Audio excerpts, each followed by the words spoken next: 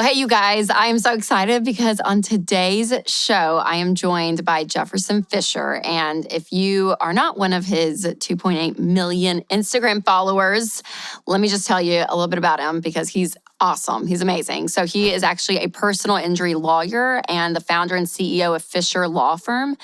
And he's an argument experts. So he has been getting so much attention recently. I've seen so many people reposting him, even people that I follow, they're like always reposting his stuff because he is just an expert when it comes to communication, arguing, negotiation, because, you even think about the money side of our lives, whether it's you and your spouse are in a fight about money, maybe you're being mistreated as a customer at a store, maybe you're negotiating on a car lot. It's like, whatever it may be, there are constantly moments of us having to communicate around money and sometimes with a little bit of tension. So some of his most popular posts include what to say when someone belittles you. Also, what's the right way to receive a compliment? Many people kind of push those away. And how to talk to a narcissist. So he is worth a follow. Make sure to check out what he's doing on Instagram because his videos are so great. So Jefferson, thank you so much for coming on today.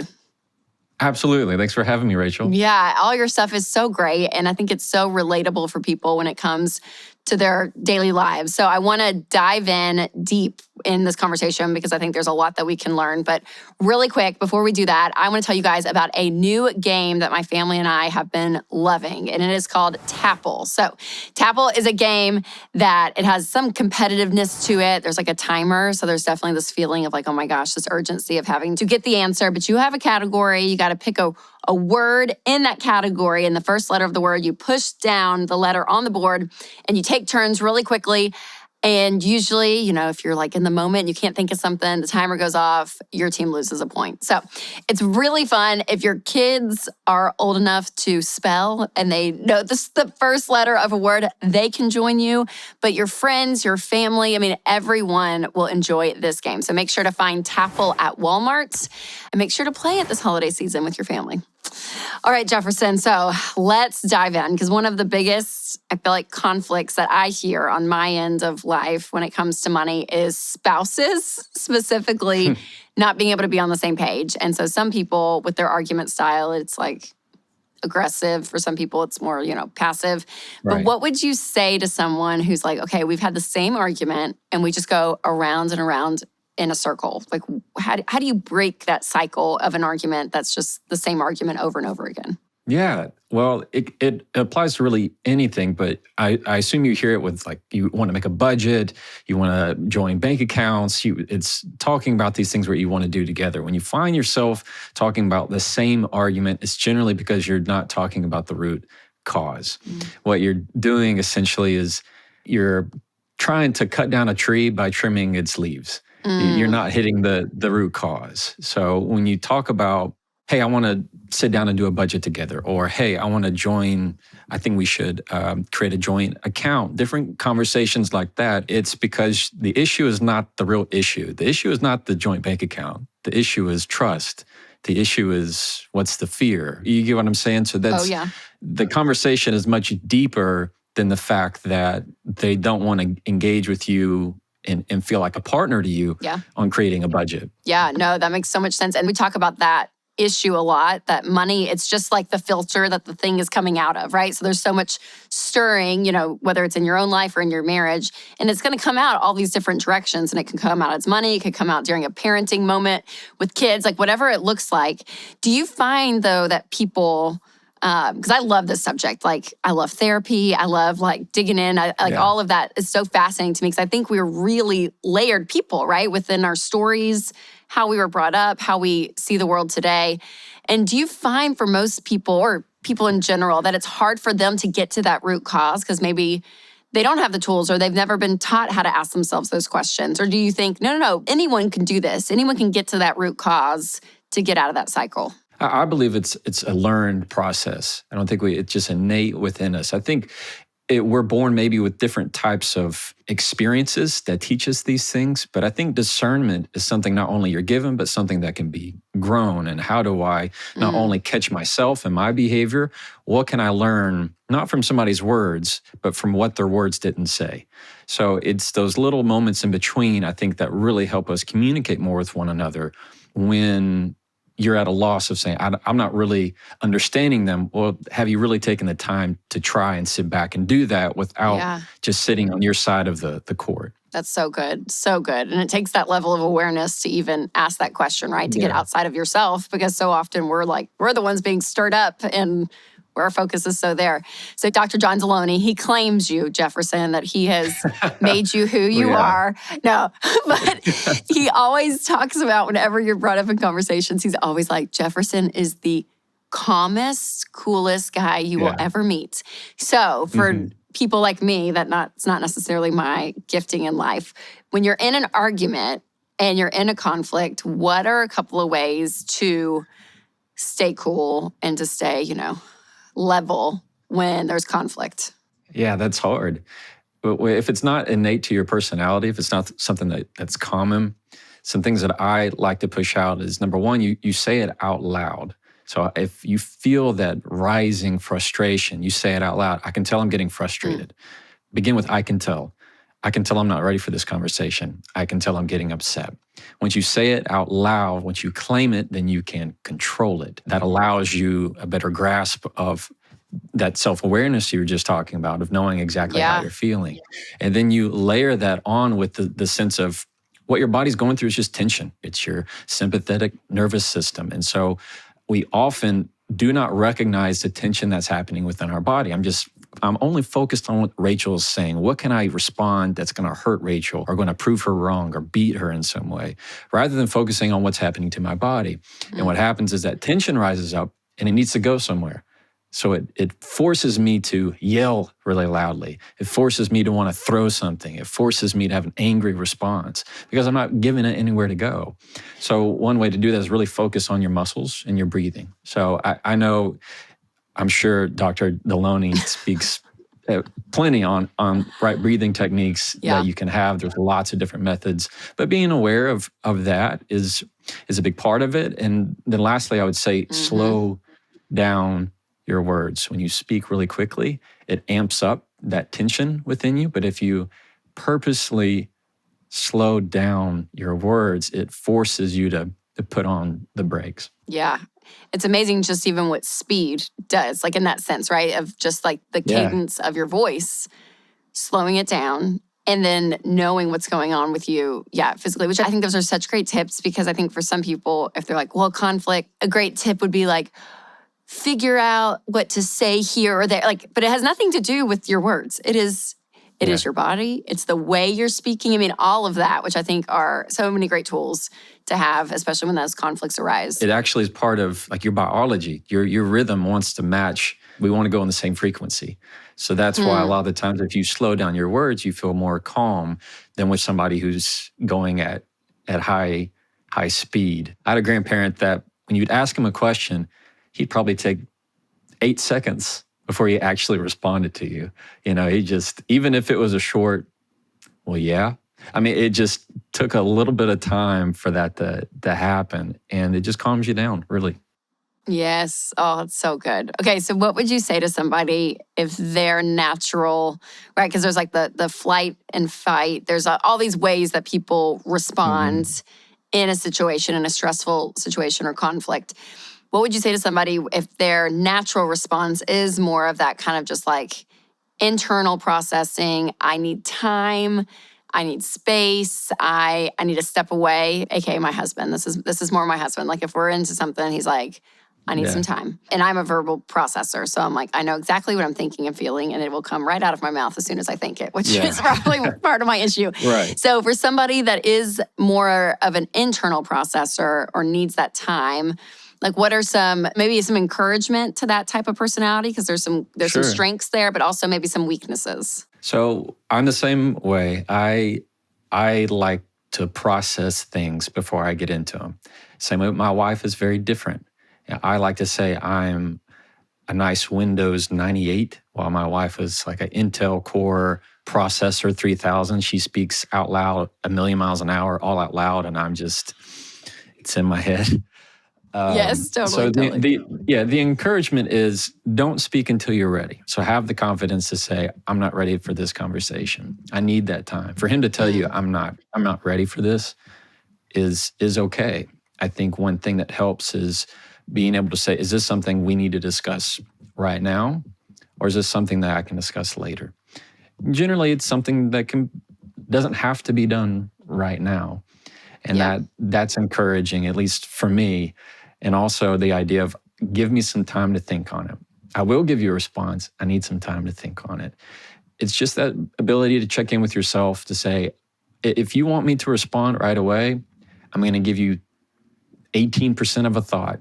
But if you want 100%, you're going to need some time to let that load. That's so good. And with people that tend to lean in that direction, you said it, but I want to just repeat it for all of us on the other side of the spectrum, to come back. Like, make sure you come back to revisit once you have 100% of the thought, right? Because I think for some people, they forget it or time passes. They go, it's not a big deal anymore. But always still revisiting, if you've promised, give me some time. Would you agree? Yeah, and one way to ensure that is to set a time for it. You schedule it. You schedule some time.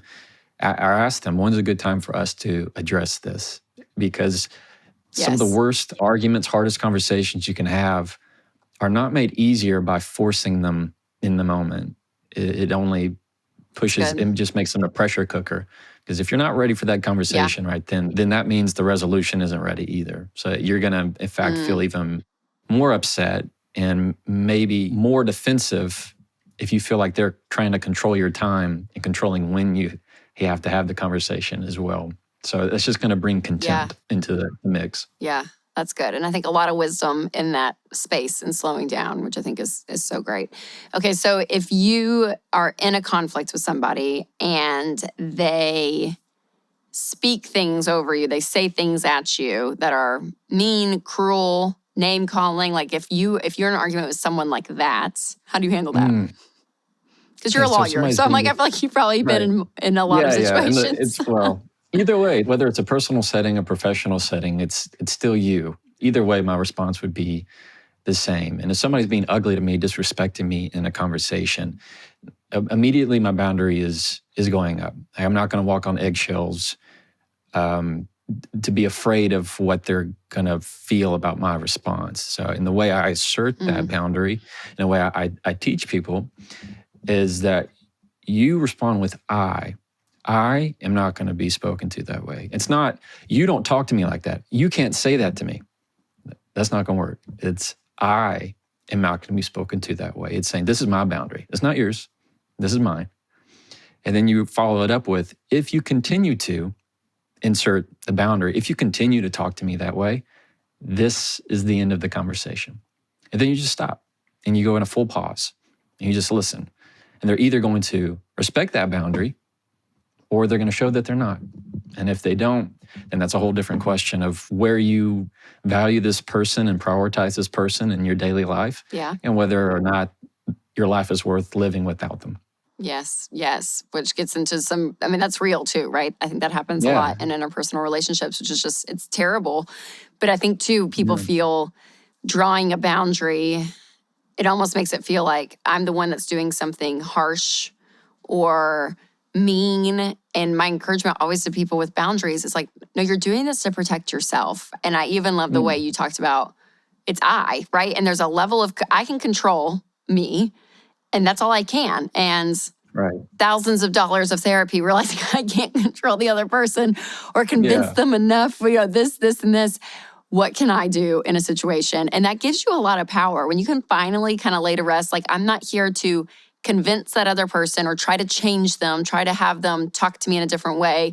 I'm just speaking for me and what I expect and drawing that boundary. And it's really healthy. And it's maybe a little scary if you're not used to that, but it's one of the best things that you can do for yourself. Exactly. And too often we think that when we say, you can't do this, or the other person's going to assume that you are wanting to control them, and you now are just justifying them to ratchet it up even more. And instead, if you just say, this is this is my guidebook. You want me involved in this conversation? Here's the owner's manual right here. Rather than you giving them a remote to control, push all your buttons and control your emotions, you're making it very clear, this is how I operate in this setting. Yeah, so good. Okay, so if you are on the opposite side of the coin, if you are somebody that tends to get out of control or lose their temper or say things that you don't mean, if you happen to be that type of person in conflicts, how can you help direct those people? If you're the type of person that unintentionally says things that hurts people or what you don't mean, it means that all the work has to be done before you open your mouth, because you're trying to oftentimes figure out what you want to say and what you mean while you're saying it. And that's the worst time to do it, especially people who are external processors. They'll start to say things that they don't mean, but they just had to say it because that's what their brain was saying. It's more often to put that work on the front end before you even open your mouth, which means, have you considered not only what you want to say, but how it's going to be received? So it's a checklist in your mind of saying, well, wait, before I say this, have I sat in their chair? Have I considered how what I'm about to say is going to sound to them versus how it feels good for me to say? And that pause of, have I sat in their chair, gives you that little bit of insight of, well, maybe I shouldn't say that. And even just that little pause can make all the difference, especially when things get really heated. Yeah. Well, it makes so much sense, because I think too, you can feel justified and like, well, this is how I feel and this is what I think. And because of that, I have this justification that I can say and do what I please, regardless of whether it's hurting another person. And for me, people, that's their like knee-jerk response. It's really difficult because I'm like, it's a selfish type mentality. And what you're saying is like, stop and pause and actually think about the other person that you're sitting across from. And I think that takes a level of selflessness, but also a lot of wisdom, because it does. It slows you down and it changes the words that are going to be spoken out of your mouth. Exactly. And it really is, it's a different way of thinking about arguments. Well, you brought it up earlier, your fight or flight. When we want to hurt somebody, that is our fight mode. We want to hurt. Why? Because we are wanting to eliminate that threat that they are imposing on us. Maybe that threat is to my competence. Maybe that threat is, I feel like they're undermining me. It is threats that we perceive that we are wanting to extinguish and we want to put out. Our body says, I don't care how you do that, because it's the emotions that are driving us at that point. And so we just filter it out with nothing. We just say, I'll say whatever I can to hurt you in that moment. And it's because we're just listening to whatever we're saying to ourselves, not considering what it's going to be to the other person. Oh, It's so great. Oh my gosh, Jefferson. It's such good stuff. It really is, because I think, whether it's money or other parts of our lives, we can be in these situations that it's, you feel the conflict, you feel an argument. And I think the biggest thing is being able to slow down, be present with what's going on within you. And it's just more productive than going around like a bunch of like 12-year-olds just yelling at each other or getting, saying what you want to say. Yeah. It takes a level of maturity and patience in that, but I think it's really wise, and I think it's going to help a lot of people. So I really appreciate you coming on and walking us through some of those scenarios, because I think it's really important. Where can everyone find you? Do you have new stuff happening in life? Kind of what's going on in your world? I'm currently writing a book with Penguin Random House. I am trying to finish that manuscript, which, as y'all know, is not an easy feat. So I'm dealing with that. There's just a lot of blessings. The Lord's really blessed the platform that I have to help a lot of people, which has been just wonderful right now. Other than that, we just finished kids soccer. And so we're done with that. But they can find me on Instagram, Facebook, YouTube, any of those. My main platform is Instagram, because I like it the most. And if anybody needs an attorney, I work at Fisher Firm. Congratulations, Jefferson, on everything. And Thanks, you guys, Rachel. Make sure to check out everything he's doing. He has so many helpful tips, again, in a subject that not everyone's an expert on, but the more we can learn about ourselves and calm down in these areas, it gives you a more peaceful life. So remember, you guys, to take control of your money and create a life you love.